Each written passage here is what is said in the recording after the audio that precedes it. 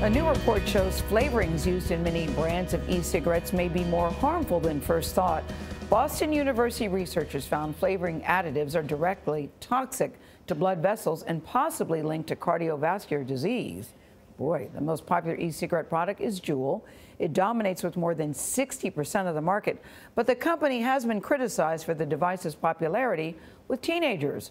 Only on CBS This Morning, Werner has JUUL's response to those concerns. Anna, good morning. Good morning, Gayle. Well, JUUL says that its e-cigarette is designed to help current smokers switch to something safer and healthier. And the company told us its own recent survey shows 64% of smokers who switched to the product dropped cigarettes completely. But the product is also popular with teens, something JUUL says it never intended.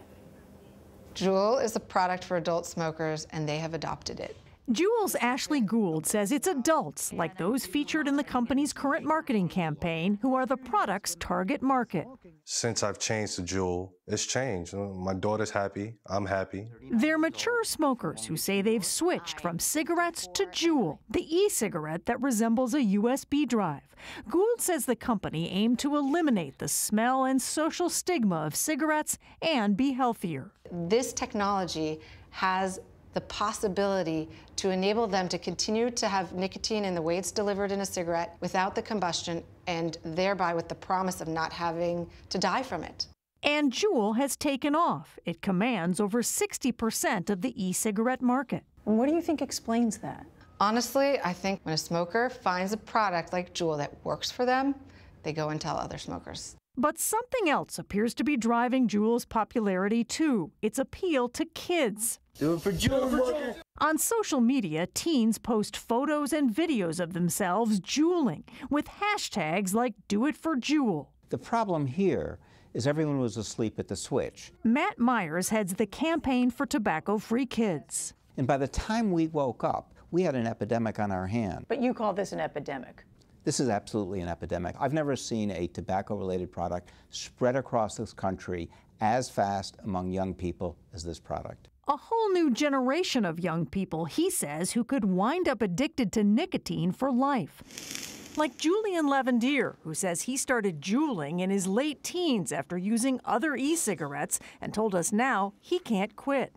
It's impossible. It seems like it. It is a vicious cycle because the more I use, the more I need to use, the harder it will be for me to ever stop and quit.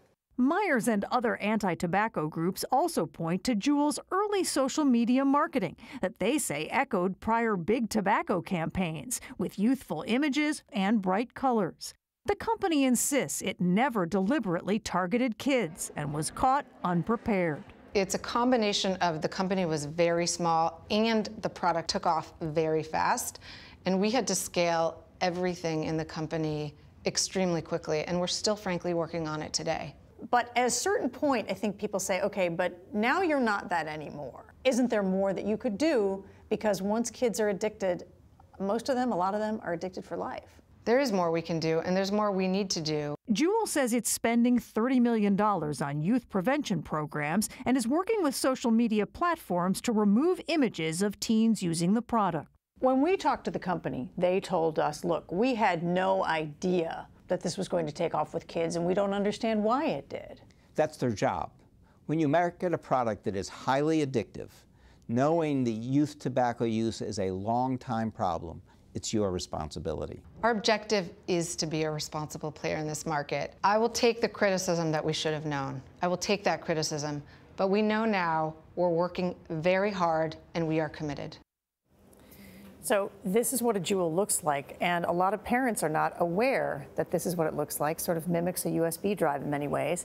One other area where the company gets a lot of criticism is flavors. Yeah. So mango, berry medley, in addition to sort of tobacco flavored and mint flavored.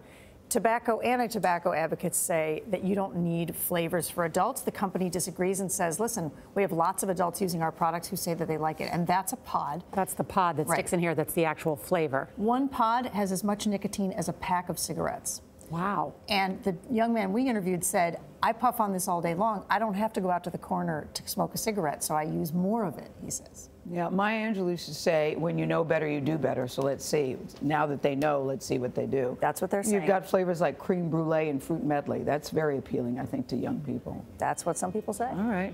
Anna Werner, thank you.